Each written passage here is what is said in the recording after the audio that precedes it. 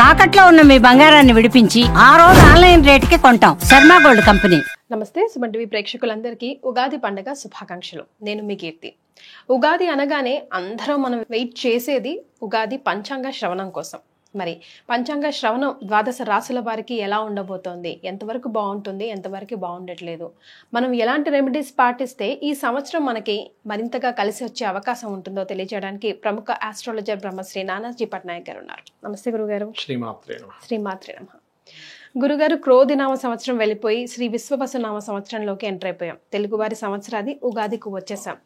మరి పోయిన సంవత్సరం మనం మిస్ అయ్యింది, ఈ సంవత్సరంలో భర్తీ చేసుకునే అవకాశం ఏమైనా ఉందా? మరి ఈ సంవత్సరం విశ్వవసు అనగానే కొంచెం మంచి వైబ్రేషన్స్ అయితే ఇస్తుంది గురుగారు. క్రోధి అనగానే అది కొంచెం ఏంటోలాగా అనిపిస్తుంది. సో ఎలాంటి వైబ్రేషన్స్తో ఈ సంవత్సరాన్ని మనం మొదలు పెడుతున్నామంటారు? క్రోధినామ సంవత్సరానికి రవి ఏమన్నా కుజుడు అధిపతి అయ్యాడమ్మా. క్రోధం అంటే గొడవలు, కోపాలు, ఇవన్నీ. క్రోధం తెచ్చుకోవడం అంటాడు. క్రోధం నీకు పనికిరాదు అంటూ ఉంటాం. దానికి తోడు కుజుడు కనెక్ట్ అయ్యేసరికి అక్కడ అన్ని కోపాలు, గొడవలు. మీరు చూడండి, యూట్యూబ్ తీస్తే సంవత్సరం అంతా ఎవరెవరితోనో ఘర్షణ, గొడవలు.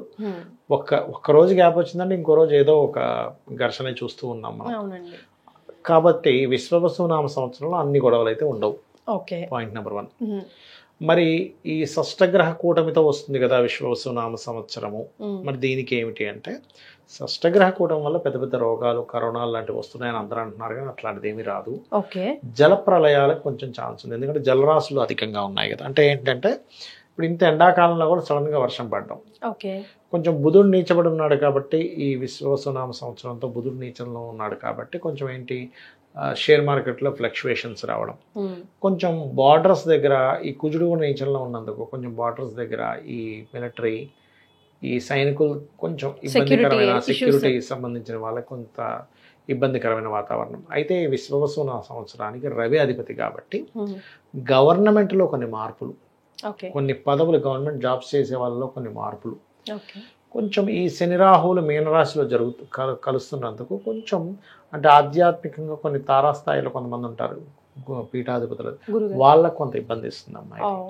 అది కొంచెం చూసుకోవాలి. ఎందుకంటే శని రాహువులు మీనరాశిలో కలవడం అనేది మామూలు విషయం కాదు. అది రెండు గురు రాశులని అది క్యాప్చర్ చేస్తుంది. కొన్ని అయితే అసలు ఇంత అంటే కొన్ని దేశాలు ఆర్థిక మాన్యంలో పడ్డం, కానీ అయ్యో మరి ఇంత కమర్షియల్గా ఆలోచిస్తున్నాయా దేశాలు అనేటువంటిది మాత్రం మనం నివ్వరపోయేలాంటివి కొన్ని వింటాం మనం. ఎందుకంటే బుధుడు నీచ కదా, అందుకని. కాకపోతే క్రోధినామ సంవత్సరంలో వచ్చిన ఘర్షణలు ఈ సంవత్సరం రావు. ఎందుకంటే కుజుడు కాదు, రవి. రవి అంటే ఏంటి, కొన్ని స్ట్రిక్ట్ గా కొన్ని రూల్స్ పాటించడం కానీ ఇట్లాంటివన్నీ ఉంటాయి. కాబట్టి ఆ రవి మీద కేతు వస్తున్నాడు కాబట్టి ఈ విశ్వవసునామ సంవత్సరం ప్రారంభమైన సంవత్సరంన్నర లోపల ఒక పెద్ద స్థాయిలో ఉండేటువంటి గవర్నమెంట్ ఎంప్లాయీస్ కావచ్చు, రాజకీయ నాయకులు కావచ్చు, వాళ్ళ మార్పు జరుగుతుంది. ఇది సో చేంజెస్ ని యాక్సెప్ట్ చేయడానికి రెడీగా ఉండాలి. సీఎంలు కావచ్చు, పిఎంలు కావచ్చు, ఎవరైనా మార్పు. సో ఇది ఇన్ జనరల్ గా మనం తెలుసుకున్నాం. ఇంకొకటి కూడా ఏంటంటే, భూతత్వ రాశుల్లో కేతు ఉన్నాడమ్మా ఇంతకాలం. ఈ భూతత్వ రాశిలో కేతు ఎప్పుడైతే జరిగాడో భూమికి సంబంధించిన వాటిల్లో కొంత రేట్లు ఆగిపోయినవి, కొంత మూమెంట్ కదులుతుంది. సో రియల్ ఎస్టేట్ పరంగా కూడా బాగానే ఉండబోతుంది జూన్ నుంచి. సో ఇది ఇన్ జనరల్ గా తెలుసుకున్నాం కదా గురుగారు. ఇప్పుడు ద్వాదశ రాశుల్లో భాగంగా ఒక్కొక్క రాశి వారికి ఎలా ఉండబోతుంది, ఆదాయం పరంగా కానివ్వండి, వ్యయం పరంగా కానివ్వండి, అలాగే రాజపూజ్యం అవమానం కూడా ఎలా ఉండబోతుందో తెలుసుకుందాం. సో ద్వాదశ రాశుల్లో భాగంగా శ్రీ విశ్వవసునామ సంవత్సరంలో మనం వివిధ రాశుల వారికి ఎలా ఉందో తెలుసుకుంటున్నాం కదా గురుగారు. అందులో భాగంగా ఫైనల్ గా మీన రాశికి ఎలా ఉంది తెలుసుకుందాం. వీళ్ళకి కనుక మనం చూసుకున్నట్లయితే ఆదాయము, వ్యయము, రాజ్యపూజ్య అవమానం తీసుకున్నట్లయితే 5, 5, 3, 1 అంటే ఆదాయం 5, వ్యయం 5 సమంగా ఉంది. కానీ కొంచెం ఆదాయం పెంచుకోవాలనిపిస్తుంది ఎవరికైనా, సేవింగ్స్ ఉండాలి కాబట్టి. రాజ్యపూజ్యం 3, అవమానం 1 కాబట్టి ఇది పెద్ద ఇబ్బంది ఏం లేదు ఇక్కడ. అయితే వీళ్ళకి ఆదాయం పెంచుకోవాలి అంటే మీనం వారికి ఏం చేయాలంటే, సర్వసాధారణంగానే వీళ్ళకి లగ్నంలో అధిక గ్రహాలు ఉన్నాయి. అంటే స్టార్టింగ్లోనే ఎక్కువ గ్రహాలు లగ్నంలో ఉంటున్నాయి. ఎక్కువ గ్రహాలు ఎప్పుడైనా లగ్నంలో ఉన్నప్పుడు ఏమవుతుందంటే ఓవర్గా అంటే వీళ్ళు ఏం చేస్తారంటే అన్ని వీళ్ళే చూసుకునే పనులు పెట్టుకుని ఉంటారు. ఓవర్లోడ్ అవడం అనమాట. అన్ని మన దగ్గరే ఉన్నాయనుకోండి, ఎలా ఉంటుంది, అబ్బా ఈ పని మీరే, అకౌంట్స్ మీరే, పిలవడం అన్నీ ఒకటే అనుకోండి, కష్టం. మల్టీ టాస్కింగ్స్ ఎక్కువ చేస్తుంటారు. అవి కొంచెం బ్యాలెన్స్ చేసుకోవాలి వీళ్ళు. ఓకే, ఎవరు చేయాల్సిన పని వాళ్ళకి అప్పచెప్పుకోవాలి. ఎందుకంటే అన్ని గ్రహాలు దగ్గర ఉన్నప్పుడు ఏంటంటే వీళ్ళు చేయాల్సిన పరిస్థితి వస్తూ ఉంటుంది.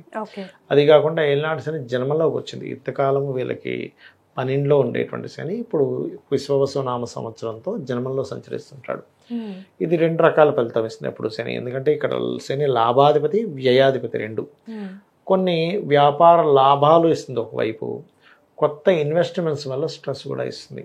అయితే వీళ్ళు మొట్టమొదటిగా సంపాదనా యోగంలో నరసింహస్వామి ఆరాధన ఎంత చేస్తూ ఉంటే అంత సంపాదనా యోగం పెరుగుతుంది. అదేవిధంగా ఓం నవవిద్రుమ బింబస్త్రీ న్యక్కారి రతనచ్చదాయై నమః అనే నామస్మరణ కూడా సంపాదన అనేటువంటి దాన్ని పెంచుతుంది వీళ్ళు.